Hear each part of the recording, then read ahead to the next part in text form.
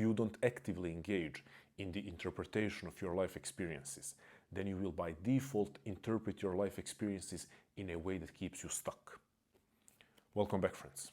As always, we will get straight to the point. However, I want to just briefly apologize for the awful lighting in this video. This is a temporary setup, and I'm hoping that most of you are here for the substance of what I'm saying and not for the fancy lighting and the aesthetics. So once again, apologies. Let's get straight to the point, and hopefully pretty soon even the aesthetics will be somewhat nicer.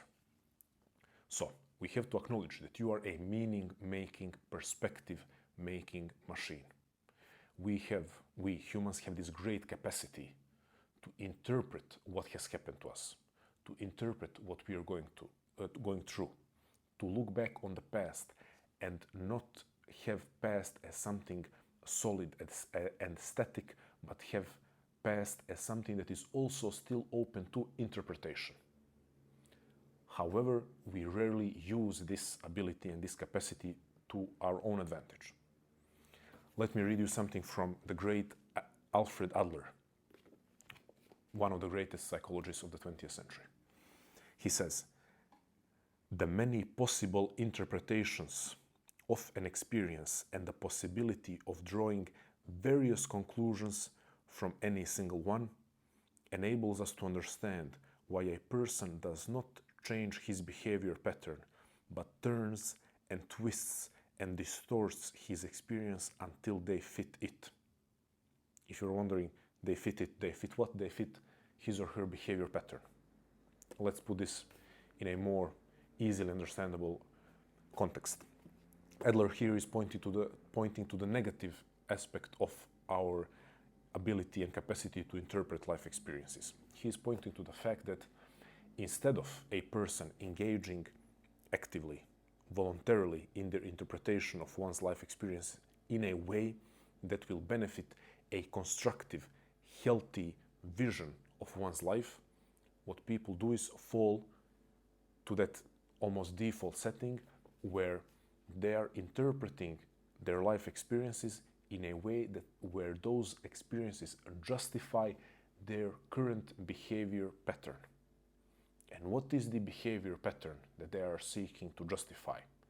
It's usually an unhealthy, unconstructive, maybe even self-destructive behavior pattern. Or at the very least, it's a behavior pattern that is keeping you stuck on a certain level of development and not allowing you to move forward. So it doesn't always have to be something that is so obviously unhealthy, unconstructive, or self-destructive.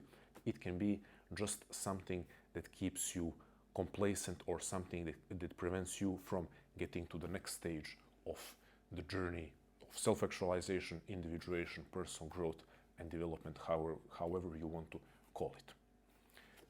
Now, what can we do about this? Well, first we have to acknowledge this capacity. Acknowledge that you are not in possession of objective truth of what every single experience of your life means. Some of you are overestimating our capacity to find out what objective truth is. Our minds are not meant to perceive the objective truth, but rather to interpret the world around us and to interpret our own life as we are creating it and or as we are moving through it. So once you recognize this capacity, then that begs another question. What is your current narrative of life that you will by default seek to confirm and reaffirm through your interpretations? So if the narrative of my life is that I'm a loser, if the narrative of my life that I'm a procrastinating loser, either procrastinating to add some behavior pattern that Adler is talking about. So if the narrative of my life is that I'm a procrastinating, lazy loser, I will by default seek in the experiences of my life to confirm and reaffirm that narrative. And even I will be reaching back into the past to extract proofs for this current narrative and behavior pattern. This is, let's focus on broadly interpreting life experiences, but I just want to briefly say people underestimate the fact or overlook the fact that past can be changed, because past is always subject to new interpretation, because the function of memory is to fit with the present intention. Now, again, let's not think of past as just something too distant. Let's speak of interpreting life experiences more broadly, whether something is happening to you right now, has happened 1 day ago, or has happened 10 years ago. If you are not engaged, if you're not actively engaged in the construction of the narrative of your life, and if you are not making the effort to look at your dominant behavior patterns and to challenge them, if you are not doing those things, you will, once again, by default, interpret your life experience in a way that they confirm this narrative and these behavior patterns. And that means being stuck on your journey of growth and development. On the other side, what you can do is understand and embrace extremely encouraging fact that I have talked about so many times on this challenge, and that's that the project of growth, the project of personal development, the project of personal health is a creative project. You don't have to be an artist, you don't have to know how to draw or play an instrument to engage in a creative project, because the greatest creative project is you and your life and what you can accomplish with yourself and your life. How is it a creative project? One of the most straightforward ways to recognize that it's a creative project is to see that you have to actively participate in writing, authoring, constructing the narrative. This is also what Jungians agree with. And by the way, Alfred Adler and Carl Jung were part of the Vienna School of Psychoanalysis. At the head was Sigmund Freud. Then you had Alfred Adler, Carl Jung, and Otto Rank. Then Adler, Jung, and Rank left the Freud's school of psychoanalysis and started their own schools and branches of psychology. That's a small trivia. Maybe you will somewhere brag how you are just like myself, a psychology and philosophy nerd, and you can throw out these facts that most people don't care about. But to get back to the point, even Jungians, not even, but also Jungians talk about you authoring your life, because you will be authoring it either way. It's just a matter if you will do it consciously or unconsciously, if you will do it voluntarily or on autopilot, if you will actively participate in it or if you will do it on the default setting. So will you engage in the creative project of constructing the narrative of your life, and then by the extension actively participate in more healthy and constructive and helpful interpretations, or if you will disengage from constructing the narrative, and by doing so disengage from active interpretation and be a victim of the default interpretation. I'm hoping this makes sense. So we are embracing the human capacity to construct the narrative of our lives and to check ourselves, to be in more regular contact with ourselves when it comes to what is the story that I'm telling myself, what are dominant patterns of my behavior, and how they align or do not align with the narrative and the story that I have been telling myself, or the story that I want to change and want to tell myself. So narrative, behavior, and then we engage in active interpretation of life experiences. Because one thing also that we can take that both Adler and again Jung were talking about, or more broadly Jungian psychologists and Jungian analysts, and that we also see in Adler, we see in existential psychology and humanistic psychology, that's that there are no exclusively negative traits. So not only that there are no exclusively negative experiences and they are subject to interpretation, there are no exclusively negative traits. You get to notice, recognize how a certain trait becomes negative by being unchecked and left to go into its extreme, unhealthy, unconstructive, or destructive form. For example, overthinking. I'm the recovering overthinker. Well, if I have harnessed my tendency to engage in trains of thought, considering abstract ideas and overthinking, quote unquote, overthinking life experiences and overthinking conversations and overthinking certain societal phenomena.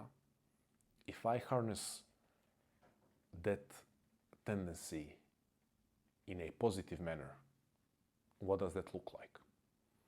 Maybe it looks like writing regularly and studying regularly, consistently on a daily basis for 6 years and making YouTube videos. How does it look if I don't check it, if I don't harness it in a constructive manner, if I let it, go in any direction freely, that tendency of mine? Well, it might look like being someone who is plagued by what we call overthinking and someone whose life is not going anywhere because that person is under constant stress from his own thoughts. Now, what do you think happened with me? I think you already have the answer. This is not to say that I still don't sometimes have moments in life where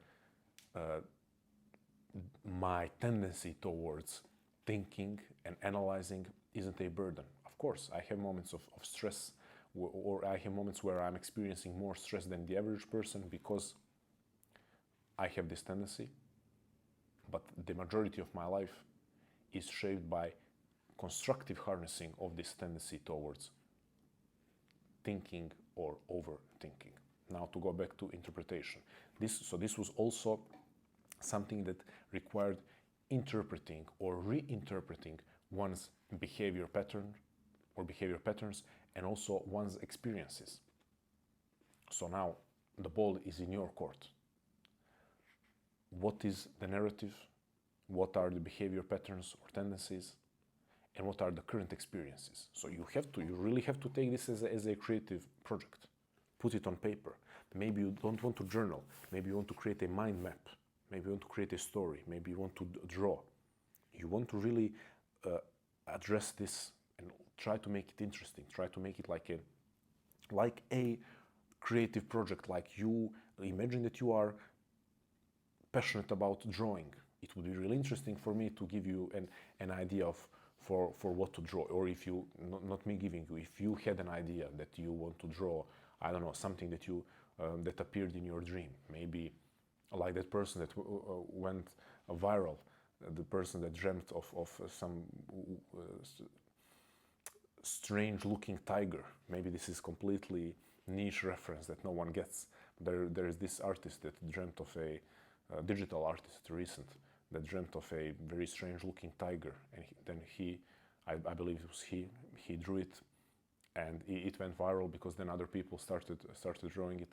So I'm guessing, I don't know, because I'm not a talented or skillful, better to say skillful, visual artist, so I don't know how it is. I can only assume that it's very exciting when you get an idea and you get to express it. Well, take this project on in the same way. Get excited about the fact that you will put on paper and then clarify in your mind what is the story, what is the behavior pattern, how do they interact, how they align or not align with each other, what are the tendencies, the traits. And then when you have that, then you look at an experience that you are going through or that you've gone through recently, or maybe an experience that is coming back to your mind and you've gone through a long time ago. You look at those experiences and you engage in interpreting them in a more constructive, helpful manner so that they align with a constructive and healthy narrative that you want to live out. Maybe this seems abstract. I'm hoping not too much. What I would say as a final piece of advice here is this is not a 5-minute exercise that will help you then change your life completely. This is, as I said, a project and a long-term project. And maybe it's the most fair thing to say that it's a lifelong project, to keep checking in with yourself, to keep checking what is the narrative that you have been living. Have you been actively constructing that narrative, or have you went to autopilot and you started living out the narrative that was imposed on you, or the narrative that you've been living at some previous point in life kind of reappeared and you just let it take over? All of those things imply that this is a lifelong project. If lifelong seems intimidating, at the very least, don't look at it as a 5-minute exercise. So this is not, again, we have to acknowledge who we are talking about. We are talking about Adler, and Adler doesn't have to be the ultimate authority here. I'm saying this, pulling this from different resources. But this, what I was trying to say, if we are talking about Alfred Adler, if we are talking about Carl Jung, if we are talking about Friedrich Nietzsche, who talked about life as narrative, and who maybe is the OG of this type of approach to life. If we're talking about these people, well, you have to understand then it's not an airport bookstore self-help book that says, oh, here is a 7-minute exercise that a lot of new studies from Stanford confirm will change your life. I know it seems like I'm mocking new modern self-help books a bit. Maybe I'm doing that to some extent, but it really does seem like every time you pick up a new book, it says, based on the most recent studies, here is the simple, zero effort, very little time exercise for you to heal your trauma and completely change your identity and grow out wings and become millionaire, not tomorrow, but become millionaire yesterday. That's how those books, most of those books, sound to me. This is not that. You can, and I trust you will, actively engage in the construction of the narrative of your life, which will then address how you interpret your life experiences, so that interpretation of your life experiences helps with reinforcing healthy and constructive behavior patterns, which are the building blocks or the supporting pillars of the narrative that you want to live out. You can do this. Take it slowly. Maybe the starting point is to take 20, 30, 60 minutes, however much you can afford to take, and spend either on a walk with yourself thinking about this, or journaling on this, or creating a mind map about this. But give yourself some time. Don't pressure it. Get in touch with yourself, and I'm sure you can arrive at some insights. Thank you.